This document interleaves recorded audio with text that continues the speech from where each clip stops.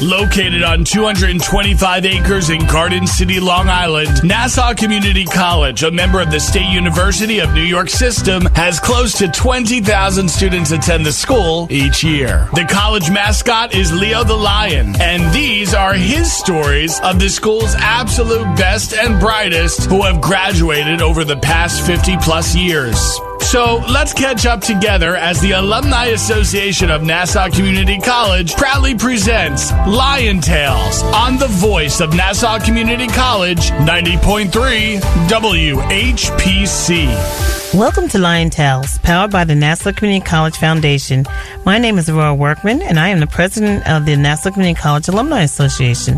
I'm here with my friend and co-host, Dr. Linda Nadian, a proud graduate of NCC, and together we'll share stories that will inspire, uplift, and often amuse you. Each week, Aurora and I will introduce you to alumni of Nassau Community College interested in sharing their experience here at Nassau Community College, along with the secrets to their success. If you, our listening audience, has any positive news you would like to share about Nassau Community College alumni, engagements, births, graduations, weddings, and/or accolades, email us at alumni@ncc.edu and we will shout you out. Well, today's guest is Sara Morrison, class of 1997, retired, a member of the Family Math Parent Advisory Council, an alumni of the Parent Leadership Initiative from Long Island, a board of directors for our Alumni Association here at Nassau Community College, a mother of 6, a football mom, and the newly member of the board of directors of the Child Care Council of Nassau County, and a very proud graduate of Nassau Community College. Welcome to Lion Tales, Sara. Thank you. Thank you so much. Thank you for having me. You know, now, I sit there and expressly sat there and said, retired. You do more as a retired person than, I'm doing as a working mother. Not only are you doing so much, I just want to stress to our listening audience, everything that you're going to hear about this woman today, just keep in mind, she's retired. Okay? So why did you decide to attend Nassau? Well, when I decided to attend Nassau, it was a time in my life where I had already had 2 children, and I decided that I needed to do more with myself for them. Mm-hmm. And Nassau is in our community, and I've always heard such great things about it. And when I started to decide what school I wanted to attend, I remember going on campus and looking at all the different I just drawing a blank. Like the course offerings? Courses, yes, thank you. That we had to offer. And I was like, you know what? I was working as a bank teller at the time, and I'm like, maybe I'll just go for business. And I decided to do that, and once I started, I just couldn't stop. I just love it. Loved it. That's great. You shared with us and our listening audience. I want you to just share with us and the listening audience about this statement you made. And I felt that this statement was so profound because you are a person who went to Hofstra and Adelphi. And so you had stated that I have always felt that the best education I experienced on a collegiate level was from Nassau Community College. Talk to us about that. Yeah, sure. And that is so true. When I was at Nassau, like I said, I was a young mother, and I actually, in my last year there, I was actually pregnant with my 3rd child. I actually went into labor in biology class. Oh, no. Yes, I did. And I'll never forget my professor. I don't remember the name, but I will. Was it Dr. Ryan? Do you remember? I do not remember the name, but I can tell you that I remember him saying to me, Sarah, if you wanted an A, you didn't have to do it that way. You were going to get it anyway. So, but honestly, I was an evening student because I worked full-time, and the care that the professors gave, the instruction, one of the classes that I took was health and philosophy class, and there was a book that, and I'll never forget this book, our professor gave us. It's called Love by Leo Biscaglia. And when I tell you, I take that book with me. I even downloaded it. It's on Amazon now. Anyone that wants to hear the story, I always tell them, go for this book. that book is written before its time, and everything that it stands for still resonates in me today. And I just remember that. I didn't have, like other students, that day college effect to be on campus life because I was a busy mom. But out of all of that, I take from Nassau just the care that the professors gave. You could always go to them. I could reach out. Online classes wasn't as popular as it is now, so it wasn't that flexibility. And just being able to know that with me working, having my children still, literally, and being able to complete school, that meant so much to me. And I didn't feel that. Not to say that Hofstra and the Delphi weren't good schools, because they are. But what I took from Nassau, I have not gotten from any other colleges I've attended, and so that resonates there to me. Yeah, I feel the same about that. I felt that when I did graduate from Nassau, I was very, very well prepared. I had 72 liberal arts credits, and I had like such a diverse group of courses here that when I did end up going to Hofstra, I felt that it wasn't even really as challenging as the courses at Nassau.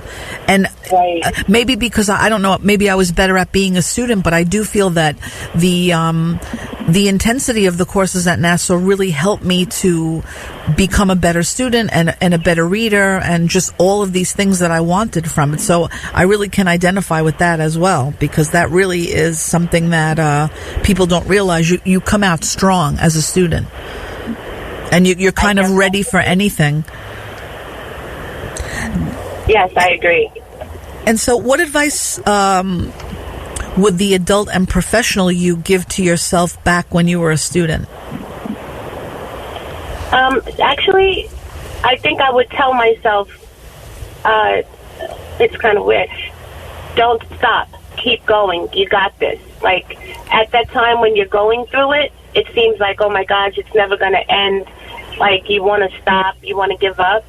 But my advice to my adult self, to back then, even though I was an adult, was keep going, you got this. You know, and that's what we have to tell ourselves. And when I share with students, current students today, you know, when they're in the midst of it, in the thick of it, they don't see that far out of it. And so, you know, so when we talk about, keep going, what do they need to pull out when they're in that moment? Because, you know, when you were in that moment, and you know, that horizon didn't look as clear as it looks right now. You know. Yeah, sometimes you don't see the light at the end of the tunnel, I'm telling you. Right. Yeah. So, and before you get there. That's true. And you know, it's sort of like that's sort of the little cloud of self-doubt that hangs over everyone, and then you realize that you put too much emphasis on the self-doubt where you really were on the path to completion. And I know it does seem like it's so far away, and then you're done, and you can't even believe that you get done. That is so true. So you are listening to Lion Tales on the Voice of Nassau Community College, 90.3 WHPC.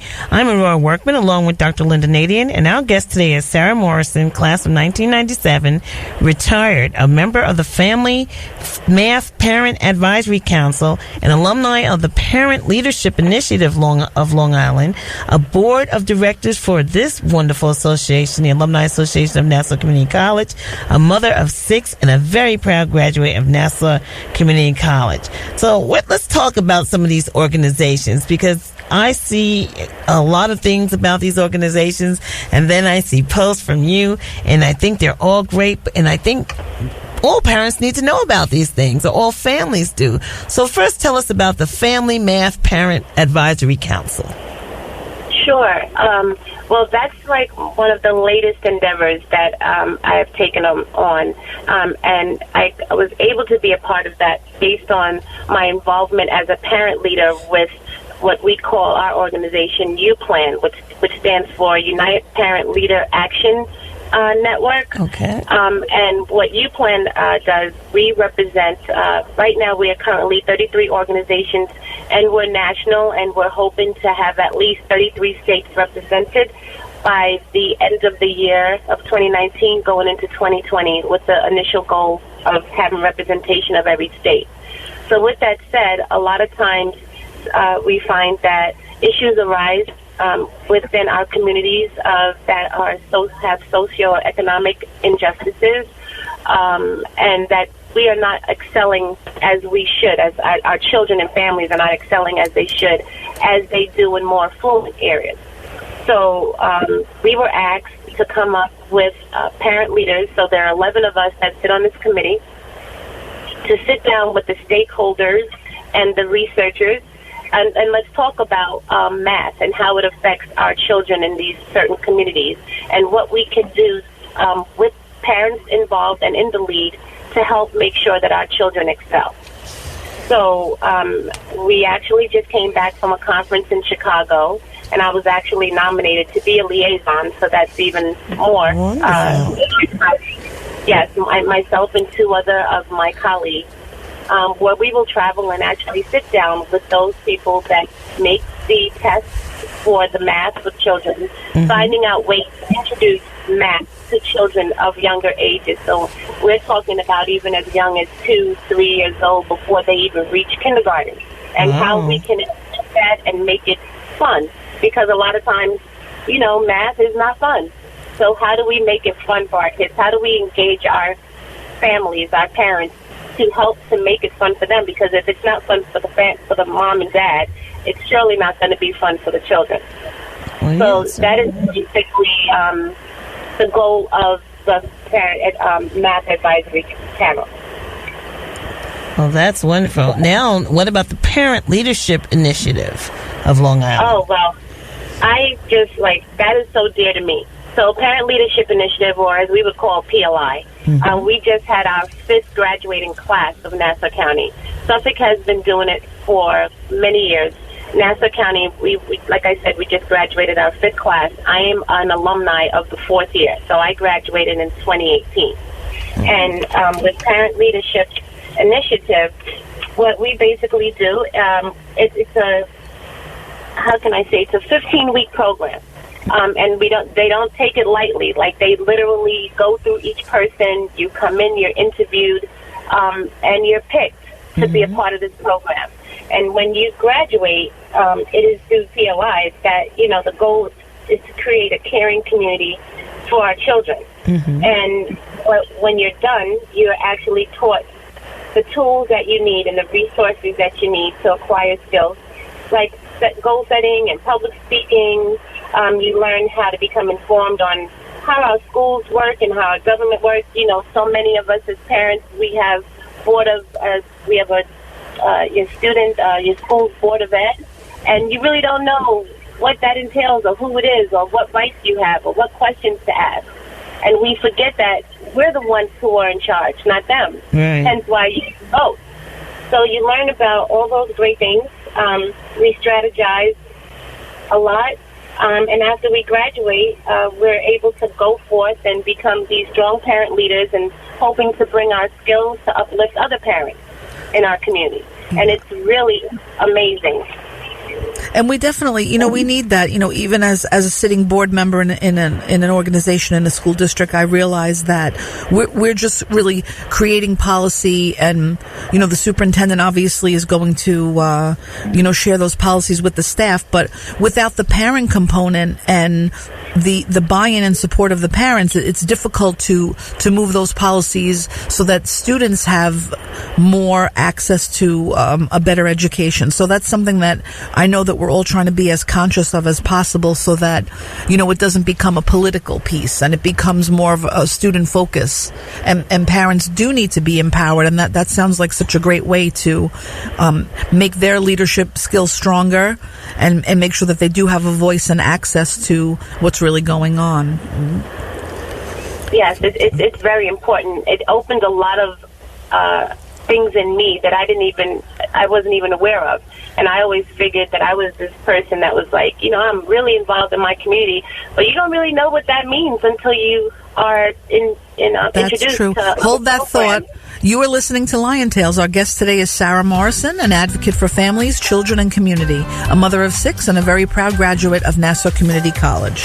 My name is Linda Nadine, along with Aurora Workman, on the voice of Nassau Community College, 90.3 WHPC. As a way to give back to the community, Blue Ocean Wealth Solutions, a member of the Mass Mutual Financial Group, located in East Hills, is offering conference room space to community groups at no charge. Businesses, nonprofit groups, and organizations in the community are welcome to utilize this space for meeting needs. The room can seat up to 54 classroom style, working groups, or trade show style. Some features include free Wi-Fi, a projection system with screens throughout the room, and on-site catering. The room is available from 8 a.m. to 6 p.m. on weekdays. Blue Ocean believes in changing lives, and by offering this space, they're helping community groups that may not be able to afford traditional outsourced space. For more information or to book the room, you may contact Tracy Bianco, Marketing Director, at 516-686-7173 or email tbianco@financialguide.com. Welcome back to Lion Tales, powered by the Nassau Community College Foundation, on the voice of Nassau Community College, 90.3 WHPC. I'm your host, Dr. Linda Nadian, along with Aurora Workman, and our guest today, Sara Morrison, an advocate for families, children, and community, a mother of 6, and a very proud graduate of Nassau Community College. So we left off speaking about parent advocacy, and, why is it so important to be involved in that advocacy and in volunteerism from your point of view? Well, it's funny because as a parent, you don't even realize that once you become a parent, you automatically become an advocate because your child is going to be your first and the first on-hand person that you're going to fight for, regardless of what it is. So you don't even realize that that's embedded in you. And then as they grow and things start to happen and you're in your community and you start seeing things, you realize, I need to be involved. At least that's what it did for me. And I'm going back to being the teen mom, along with some of my other girlfriends who are advocates as well. We started this as being the teen mom, taking the kids everywhere because some of the other parents were working, couldn't get the kids to games, making sure that they ate whatever they needed. And then it just grew. As your children get older and you start seeing things, you just become more and more involved. I started to attend board meetings in my school district. I wanted to know what was going on. And in all actuality, for me, if something doesn't feel right, I want to know more. I want to know how to make it better. And the biggest part about advocacy is knowing that you can't do it by yourself. There is no I. It is a team effort throughout everything. Hence where your community comes in. Yeah, and then... I'm sorry. Go ahead. And how significant the influence of being a social worker to your advocacy that you do as a retiree now? Well, it's so funny because it all plays hand in hand. I always said, I guess this was my purpose. When you say retiree, yes, I am retired, but it was not by choice. I was in a very bad car accident, and I had to stop. So within that time of going through 10 surgeries and 11 years of recovery, there's a lot of downtime that you have that you're like, now what do I do? Right. But always having my children, there was always something to do. And you find that in the field of social work, you can use that on so many different areas. Learning, not realizing that while I was in school, family engagement, like you're putting all these titles to things that you've been doing, and now it just all makes sense. So, having empathy and learning to sit down with people and communicate, that's all a part of social work. And it allows me to be able to continue it. So it's very gratifying. Yeah, and now your philosophy about, balancing work and life, and how have you done that, and what are some suggestions for our listening audience? I don't know if I ever balance. Yeah. What I would say is what I do for me, you have to take it one day at a time. A lot of prioritizing. Take the day, take the lead of what matters, what topic is it of the day, and you just go for it. Every day that something comes about, if I want to be a part of it, I decide, okay, this is what I have to do. I get my family involved because I'm one of those moms who did a do-over, I always say. Mm-hmm. So I have my older set, 4 have already graduated from college, and then I have a 7 and a 4-year-old. So now those graduates of mine now get to help out along with Dad with the 4 and 7-year-olds. Right. And that's right. And I get to continue doing the work that I love. And I say work because it's not paid, it's volunteer, but it feels good to me and it gives me a sense of purpose. Yeah, isn't it funny how some of the volunteer work that we do is more gratifying than some of the things that we've been paid to do? Yes, it really is, because you get to see the end result. Right. You get to work. That is so true. Now you have just been bestowed a wonderful honor, and that is being nominated and accepted as a new board member for the Child Care Council of Nassau County. Yay! Yeah, that's great. So when I look, I'm like, oh my goodness! I was like, I said, Sarah's like, man, I said, we just things that we really gravitate and believe in. We kind of find the space to put it into our busy lives. So tell us about the Child Care Council, what they do and what your involvement is. Okay, well, I want to first say that I was so flattered when I was asked, because I never thought that anyone's even, you never realize who's watching. Right. Yeah. With regards to Child Care Council, PLI is part of the Child Care Council Parent Leadership Initiative. So I became aware of Child Care Council because of PLI, and also because of something personal that I needed help with my own children while recovering. And I was advocating for myself, and I guess they paid attention. They were paying attention when I wasn't paying attention, I guess you could say. And we, after graduating from PLI, we do trips to Albany, Child Care Council, always advocating for equitable child care for families. And that's one of the biggest things that the council is always trying to provide. Child care for families and referrals to families, trying to make sure families get the best care for their children. We have providers that they can, anyone can call, and they'll be given the information for your local providers and child care needs. It's just an amazing organization, and I'm really looking forward to learning more and more about it. It's been, I believe Nassau County Child Care has been around since 1972. Yeah, a long time. I used to work with it in the 80s. Yeah, they've been around for quite a long time. So just imagine the honor to be asked as a parent to sit on in a parent role, because they realize that they need parents in that space. So Right. it was quite an honor for me, and I'm really looking forward to learning and doing as much as I can to make a difference. Yeah. You're listening to Lion Tales on the voice of Nassau Community College, 90.3 WHPC.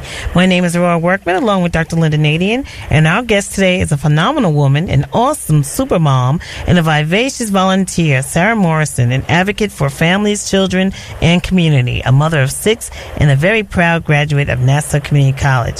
So as we were talking, and let's talk about motherhood. You have, as you say, generations. You have 4 who finished college, and 2 at home, and babies. So in this in that span, what is that like? I want to say that it's very interesting. I did not have any intention. It was not like I figured I'd had the first set and I'm done. And then God had other plans, and this is the best thing that ever happened to me. I feel like with my 4 and 7-year-olds, I'm in a better place. When I was raising my older ones, I was working full-time, in school full-time, interning for my master's, and still trying to make sure they were in all their activities. Now, with my 4 and 7-year-olds, because I'm home, even though busy, I have more hands-on, and I get to really experience motherhood. So it's just beautiful. I love it. I love children. So, I don't know what else. Well, your work in your family definitely declares that you love children, and so the work that you do throughout the community is, and there's a lot of help that you're trying to pass on to parents. So we look at that and we know that your children are looking. What do you think that you're imparting in the lives of your children through your commitment to community? What do you think? What is your children saying about you? Do they come up and tell you, how proud they are of you? Well, yes, my older ones actually are always pushing me. Like, and in my home, I do family meetings. So the oldest, she's in California, actually. But we FaceTime all the time still. We talk all the time. And anytime I take on a new endeavor or something's presented to me, we have family meetings and we talk about it. I want their input. And it's so gratifying to know that they are so supportive. Mom, do what you got to do, you know. And I remember for my birthday, my oldest daughter posts on social media, you know, look at this phenomenal mom. She doesn't just advocate for us, she's advocating for you. And that meant everything to me. I didn't even think that they see you in that light. One thing they do know, they're all resident. They all went through Uniondale School District. That's where we are. And they're always coming back to Uniondale. We had my youngest graduated from pre-K yesterday, and the graduation was at the high school. And it was so beautiful to see all the coaches, all the teachers, even the security, hugging my children, taking pictures with them, remembering them. Like, that's all good stuff. That let me know job well done. Exactly. And what elementary school do your kids go to, your 7-year-old and the 4-year-old? My 4-year-old, she attends Grand Avenue. That's in that's our zone school. And my 7-year-old actually attends the charter school in Uniondale. So I have one foot in one aspect and another in another. And for that, it comes from parents having a choice, right? And you just got to know your child and what works for you. And I feel that that's a good balance for the both of them. Yeah, and I really believe, too, is allowing, parents really, that's the first line. I mean, that's your child. If you know that child better than anyone, so if you feel that that's a proper fit, then you want to make that work. And if the public school, in your zone district is the proper fit, then that would be where you would allow them, to attend. And I think I always tell the parents, it's up to you. I can sort of guide a little bit, but I do feel that I like when parents make decisions about their children because they really do know them best. And we all want to promote like their strengths and their best interests to make sure that they do have the best education that we can provide.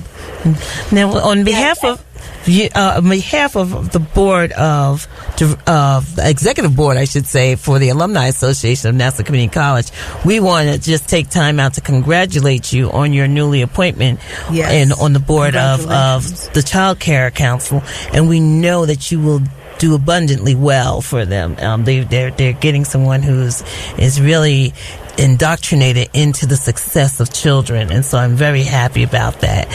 We'd like to thank our guest, Sara Morrison, an advocate for families, children, and community, a mother of 6, and a board of director, member of the Alumni Association of Nassau Community College, for being with us today. Thank you. We want to thank you for being with us. My name is Dr. Linda Nadian, along with my fabulous friend Aurora Workman, president of the Nassau Community College Alumni Association. The creative director of Lion Tales is Rudy J. Breedy. This show is a production of the Nassau Community College Alumni Association. Visit ncc.edu/WHPC for more information.